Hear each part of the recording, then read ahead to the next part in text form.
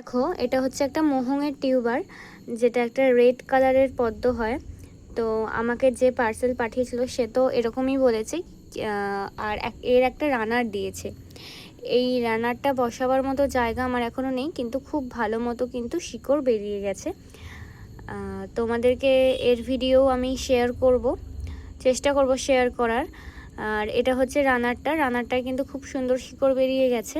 তো রানারটা আমি বসাবো না। এখন যেটা করব, এতে তো একটাও শিকড় নেই। তোমাদেরকে এর আগে ভালো করে ভিডিওতে দেখিয়েছিলাম কি আমার মনে নেই, তবুও আরও একবার দেখিয়ে দিলাম। এই যে রানারটা ছেড়েছে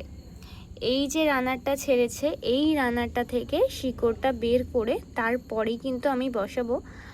আর যখন এই রানারটা আমি এই মাটিতে এরকমভাবে রাখবো, এই যে রাখলাম, যেন ভেঙে না যায়, খুব সাবধানতার সঙ্গে করতে হবে।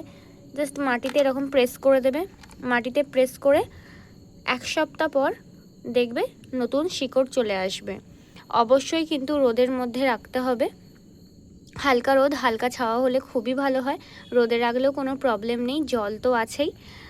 তো এরকমভাবেই তোমরা কিন্তু শিকড় বের করে নেবে, তাহলে কিন্তু তোমাদের গাছ অনায়াসেই বেঁচে যাবে, আর কোনো সমস্যা হবে না।